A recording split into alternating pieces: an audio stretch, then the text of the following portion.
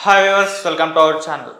ఆలీ గారికి జగన్మోహన్ రెడ్డి గారు ఒక బంఫర్ ఆఫర్ ఇచ్చినట్టు తెలుస్తుంది. అది ఎంపీ టికెట్ నెల్లూరు నుండి ఆయన కన్ఫర్మ్ అయినట్టు కొన్ని వార్తలు అయితే రావడం చూస్తున్నాం. మరి నిజంగా ఆలీ గారికి నెల్లూరు నుంచి ఎంపీ టికెట్ ఇవ్వబోతున్నారా లేదా, ఇస్తే ఎలా ఉంటుంది? సో ఈ అంశం మీద డిస్కస్ చేయడానికి ప్రజెంట్ మనతో పాటు సీనియర్ జర్నలిస్ట్ జయదేవ్ గారు ఉన్నారు. వారితో ఒకసారి డిస్కస్ చేద్దాం. సార్ నమస్కారం. సార్ నమస్తే సార్, ఆలీ ఎంపీగా నెల్లూరు నుంచి పోటీ చేయబోతున్నట్టు, ఆ టికెట్ ఇచ్చినట్టు కొన్ని వార్తలు అయితే వస్తున్నాయి. కన్ఫర్మ్ అయినట్టు కూడా చెప్పేస్తున్నారు సార్. మరి మీ ఒపీనియన్ ఏంటి సార్ దీనిపైన? వైసీపీ అభిప్రాయాలు అలాగే డిఫరెంట్గా కనిపిస్తున్నాయి. అంటే వైసీపీ అధిష్టానం నిర్ణయాలు, అధినేత జగన్మోహన్ రెడ్డి గారి నిర్ణయాలు. ఆయన వైనాట్ 175 నినాదం ఎత్తుకున్న తర్వాత ఇక్కడ వాళ్ళని అక్కడ వాళ్ళని ఇక్కడ షఫుల్ చేస్తూనే ఉన్నారు.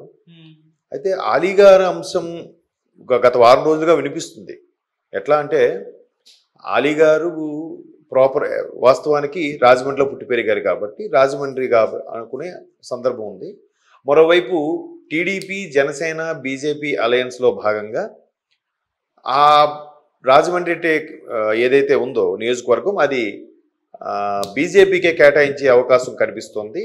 బీజేపీకి కేటాయిస్తే కనుక బీజేపీ రాష్ట్ర అధ్యక్షురాలు పురంధరేశ్వరి గారే అక్కడి నుంచి పోటీ చేస్తారని కూడా వార్తలు వచ్చాయి.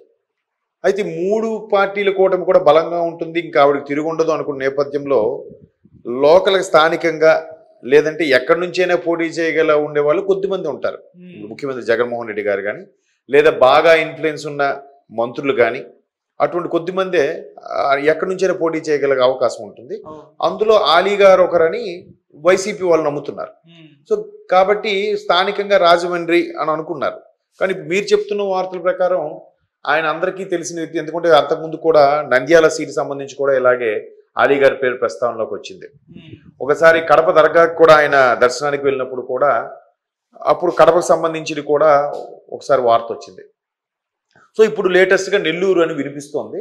బట్ వైసీపీ అక్కడెక్కడ షఫుల్ చేస్తాము వైనాట్ 175 అని అన్నప్పుడు 175 కూడా సీట్లు డిక్లేర్ చేసి వచ్చు కదా, ఎందుకు చేయట్లేదు? టీడీపీ జనసేన కూటమి మరో బీజేపీ అనుకున్నప్పుడు ధైర్యంగా ముందే ప్రకటించవచ్చు కదా, అట్లా ప్రకటించట్లేదు. విడతల వారీగా ఇప్పుడు ప్రకటించవచ్చు కదా, ముందు ఒక 100 సీట్లకో తర్వాత 70 సీట్లకో లేదా ఎంపీ స్థానాల్లో ముందు ఒక 15 స్థానాల తర్వాత 10 స్థానాలు ప్రకటించవచ్చు కదా, ప్రకటించట్లేదు. సో ఇప్పుడు నెల్లూరులో ఆలీ గారి అంశం తెర మీదకి వస్తుంది. మరోవైపు సొంత వైసీపీలో సొంత పార్టీలో వేమిరెడ్డి గారి పేరు కూడా బాగా వినిపించింది. ఆయన్ని అలిగి టీడీపీలోకి వెళ్ళిపోతున్నారన్న వార్తలు కూడా వినిపిస్తున్నాయి. గతంలో కూడా టీడీపీలోకి వెళ్ళారు. 2014లో పార్టీ అధికారంలోకి రాలేదు వైసీపీ. అప్పుడే వేమిరెడ్డి గారు చంద్రబాబు గారితో మంత్రాలు జరిపితే ఆయన ముందు పార్టీలోకి రండి, పని చేయండి, అప్పుడు చూద్దామన్నారట. సో ఈయనకి ఇమీడియట్గా కావాలి కాబట్టి ఏదో ఒకటి చేయాలనే ఉద్దేశంతో మొత్తానికి రాజ్యసభ ఎంపీగా వెళ్ళారు. బట్ ఇప్పుడు లోక్సభ అభ్యర్థిగా కూడా అడుగుతున్నారు నెల్లూరు. సో అటువంటి వ్యక్తికి తప్పించి ఆలీ గారికి ఇవ్వడంలో మాత్రం మరి వైసీపీ ఉద్దేశం ఏంటో దీంట్లో రకరకాల కారణాలు కూడా కనిపిస్తున్నాయి. ఒకటి, వేమిరెడ్డి గారు వైసీపీ కోసం చాలా ఖర్చు పెట్టారు, చాలా కష్టపడ్డారు. అక్కడ పార్టీలో అభ్యర్థులకు కూడా తన వంతుగా నిలబెట్టి వాళ్ళకి అవసరమైన అన్ని రకాల సపోర్ట్లు ఇచ్చారు, పార్టీకి అవసరమైన సపోర్ట్ కూడా ఇచ్చారు.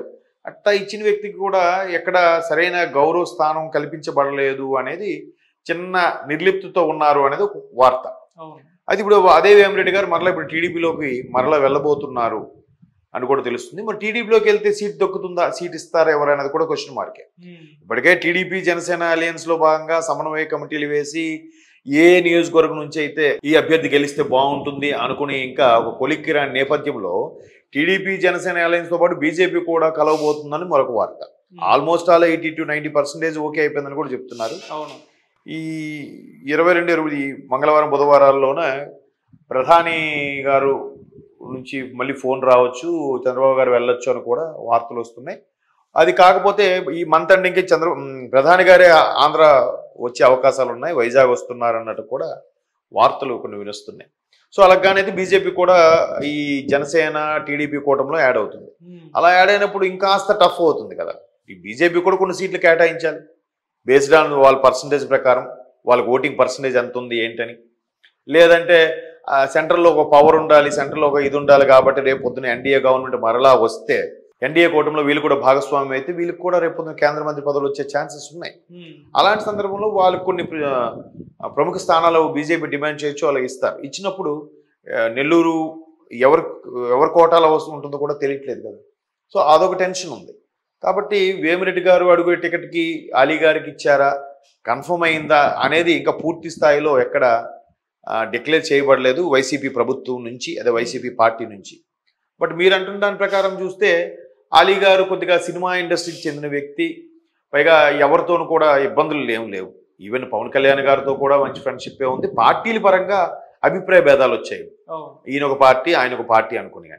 కానీ మిగతా అన్ని రకాలుగా కూడా ఎక్కడ అలీ గారికి ఎవరితో కూడా పెద్దగా ఇష్యూస్ ఉండవు ఇండస్ట్రీలు కూడా మీరు గమనిస్తే. సో అట్లాంటి వ్యక్తి కాబట్టి ఎక్కడి నుంచైనా పోటీ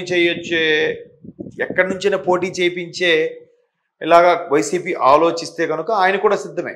ఆయన చెప్పారు కదా, పార్టీ అధిష్టానం డిసైడ్ చేసుకుంటే, నిర్ణయం తీసుకుంటే నేను ఎక్కడి నుంచైనా పోటీ చేయడానికి సిద్ధమే అన్నట్టు కూడా చెప్పారు అలీ గారు. ఇప్పుడు ప్రతి ఒక్కరికి ఒక కోరిక ఉంటుంది. ఇప్పుడు వాళ్ళు బిజినెస్లు కానీ, యాక్టింగ్లో కానీ, లేదంటే మరొక వ్యవహారాల్లో ఉన్నా రాజకీయాల్లోకి రావాలి, సేవ చేయాలి, లేదంటే పార్లమెంట్కి వెళ్ళాలి, అధ్యక్ష అని అనాలి అని లాంటి కోరికలు కొన్ని ఉంటాయి. సర్వీస్ చేయాలని, మనం పుట్టి పెరిగిన ఊరికి ఏదో ఒకటి చేయాలి అని ఉంటాయి. సో అట్లాంటి బాబు ఉన్నప్పుడు వీనికి కూడా ప్రత్యక్ష రాజకీయాల్లో ఉన్నారు ఆల్రెడీ. సమ్ మైనార్టీ వింగ్కు, మైనార్టీ సెల్కు ఏదో మైనార్టీ పోస్ట్ ఏదో ఇచ్చినట్టు, నామినేట్ పోస్ట్ ఇచ్చినట్టున్నారు వైసీపీ తరఫున అలీ గారికి. కాబట్టి ఆయన పోటీ చేస్తారని వార్త వస్తుంది. బట్ నెల్లూరు టికెట్ మీద చాలా మంది ఆశిస్తున్నారు వైసీపీలో కూడా. ఇప్పుడు అనిల్ కుమార్ యాదవ్ గారు కూడా ఆశించారనే టాక్ వచ్చింది. బట్ జగన్మోహన్ రెడ్డి గారి నిర్ణయం మేరకు ఆయన నర్సరావుపేటకు తీసుకెళ్లారు. బట్ వేమిరెడ్డి గారు ఒకరు, ఆ తర్వాత ఇప్పుడు అలీ గారి పేరు వినిపిస్తుంది. చూద్దాం, అంటే వాళ్ళ నిర్ణయాలు ఎలా ఉంటున్నాయంటే షఫుల్ చేసి ఇక్కడ వాళ్ళు అక్కడ వాళ్ళు ఎక్కడ చేస్తే గెలుస్తారనే ఆలోచనలో ఉన్నట్టున్నారు. ఎందుకంటే మొన్న ఉండవల్లి అరుణ్ కుమార్ గారు కూడా ఒక స్టేట్మెంట్ ఇచ్చారు, కేసీఆర్ గారు ఇక్కడ అభ్యర్థులను మార్చకపోవడం వల్లే ఓడిపోయారు, బట్ జగన్మోహన్ రెడ్డి గారు అభ్యర్థులను మార్చినా ఓడిపోతారు అన్నట్టు ఒక స్టేట్మెంట్ ఇచ్చారు.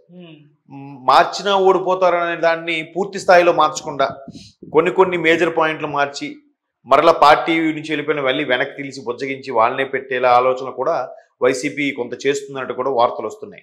దానికి బెస్ట్ ఎగ్జాంపుల్ నిన్న మంగళగిరి ఎమ్మెల్యే మరలా ఆళ్ళ రామకృష్ణారెడ్డి గారు మళ్ళీ బ్యాక్ టు వైసీపీ. సో ఇటువంటి కథనాలు వినిపిస్తున్న నేపథ్యంలో వైసీపీకి పూర్తి స్థాయిలో అన్ని స్థానాలు మార్చుతుందా, కేవలం మొదటి నుంచి చెప్తున్న 90 ఎమ్మెల్యే స్థానాలు అలాగే 20 ఎంపీ స్థానాలకు గాను ఒక మ్యాక్సిమం 15 స్థానాలే మార్చి మిగతా మళ్ళీ పాత వాళ్ళకి రిఫర్ చేసేలాగా ఆలోచిస్తుంది అనేది తెలియదు. బట్ మొత్తం మీద అలీ గారు లాంటి వ్యక్తులు, అలాగే విజయసాయి రెడ్డి గారు లాంటి వ్యక్తులు ఎక్కడి నుంచి పోటీ చేసినా కొంత ఇది ఉంటుంది. జగన్మోహన్ రెడ్డి గారు పార్టీలో ఆయన తర్వాత అంత ఇన్ఫ్లుయెన్స్ ఉన్న వ్యక్తులు కదా వాళ్ళు. సో ప్రజలకు బాగా దగ్గరగా ఉండే వ్యక్తులు కాబట్టి ఎక్కడి నుంచైనా పోటీ చేయొచ్చు. బట్ నెల్లూరు మీద అభ్యర్థుల పోటీ ఎక్కువ ఉంది. అది పూర్తి స్థాయిలో అలీ గారు కన్ఫర్మ్ అవుతుందని నేనైతే అనుకోవట్లేదు. వార్తల్లో వస్తే వచ్చిండొచ్చు, కానీ నేనైతే రాజమండ్రి పురంధరేశ్వర గారి మీద పోటీ చేయొచ్చు అని అనుకుంటున్నాను. పైగా అలీ గారిది కూడా రాజమండ్రి కాబట్టి. బట్ నెల్లూరు అనేది నాకైతే డౌటే. బట్ దానికి బలమైన సమాచారము, క్యాండిడేట్స్ డిక్లేర్ చేసి లిస్టు అవుట్పుట్ అదే బయటకు వచ్చేంత వరకు కూడా వైసీపీ నుంచి మనది నిర్ధారించుకోవడం చెప్పలేం. సార్ రాజమండ్రి అంటే మరి పురంధరేశ్వర్ గారి పైన పోటీ చేయాలి.